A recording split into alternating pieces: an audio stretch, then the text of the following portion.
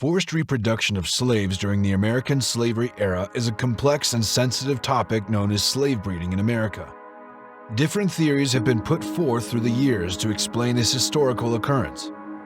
We'll discuss 10 surprising facts that illustrate various facets of American slave breeding in this video. Learn about the horrifying history of slave breeding in America, where masters compelled slaves to engage in sexual activity to increase the size of their workforce. In this video, long-forgotten details concerning sex farms and breeding facilities after their prohibition are revealed. Prepare yourself for a thorough investigation of a neglected topic. Let's begin. So let's start with the first fact. Some owners took advantage of slave breeding as a strategy to expand their workforce of enslaved people. Children born to enslaved people under pressure were made into valuable property for their owners. The reproductive capabilities of enslaved women were taken advantage of in this unsettling practice, which was common in the southern states. The historical data and memoirs of Frederick Douglass help to illuminate the dehumanizing practice of forced breeding. Historical records demonstrate how slavery stripped women of their humanity and valued them only for their capacity to have children. In her autobiography, Harriet Jacobs describes the terrifying ordeal of being sexually exploited and forced into having children. Through the gloom of her tragedy, her determination to defend her children is evident. These accounts and documentation serve as a horrifying reminder of the pervasive atrocities of slave breeding. Slave breeding was a major part of the economy in the southern states of the United States because of the dominance of large-scale plantation agriculture in those regions. The popularity of the slave breeding industry was fostered by the southern states' insatiable need for labor for large-scale plantation agriculture, which grew products including cotton, tobacco, and rice. Africans who were held as slaves contributed significantly to the plantation economy by toiling under harsh working conditions. Slave owners matched enslaved people for breeding based on physical characteristics and aptitudes, frequently dividing families in the process. This continuous drive for wealth, motivated by the need to maximize enslaved labor, maintained a system of human slavery and dehumanization. Slave owners bred their slaves forcibly to increase the population of the enslaved in an effort to maximize the value of their investment.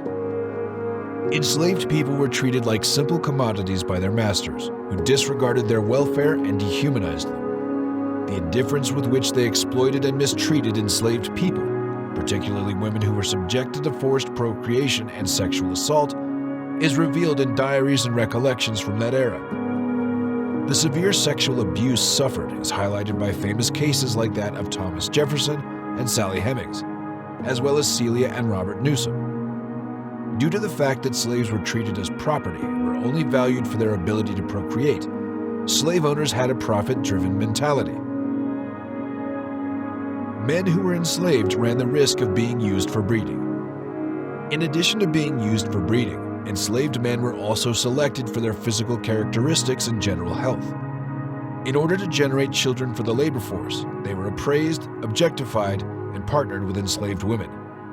Although their stories are few, their experiences show the dehumanizing treatment they received and the toll it took on them. Some plantation owners would reward enslaved men who could get the most ladies pregnant. The ability of enslaved men to impregnate the most slave women was rewarded and encouraged by their lords. This dehumanizing method continued to objectify and exploit enslaved people, turning them into breeding entities.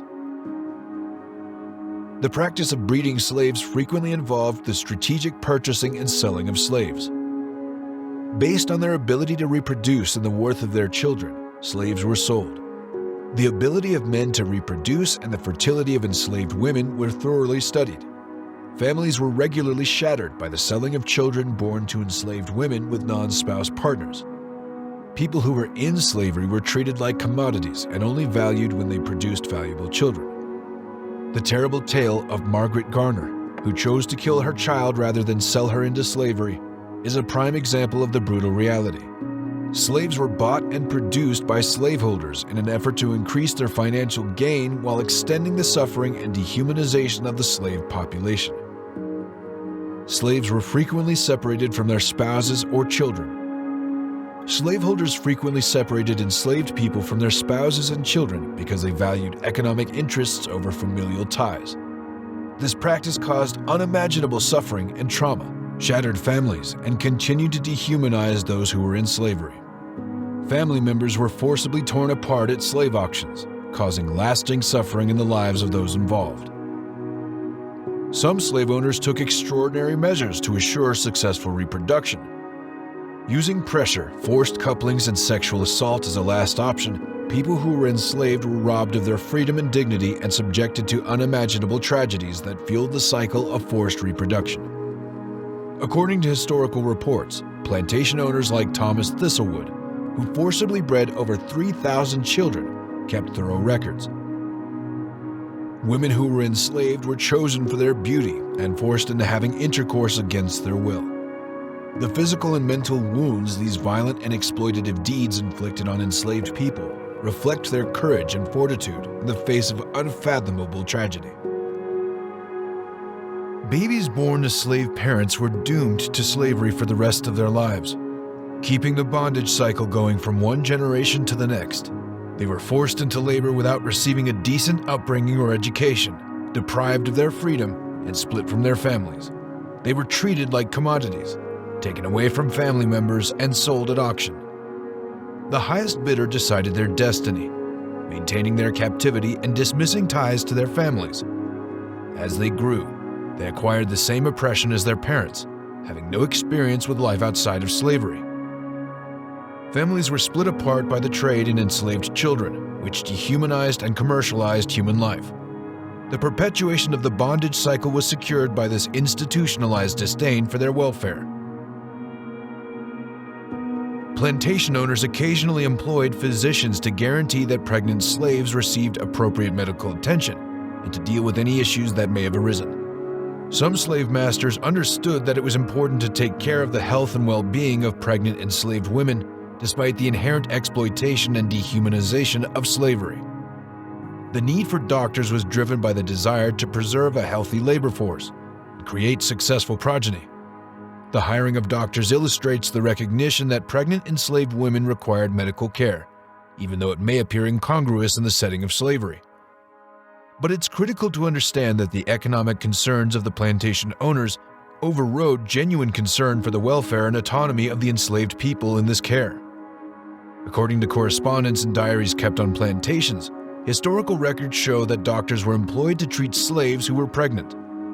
Dr. James Marion Sims performed surgeries on slaves who had been given anesthesia, and they evaluated and treated pregnant enslaved women. These incidents reveal plantation owners' awareness of the value of caring for pregnant slaves' health, albeit in the context of their financial concerns.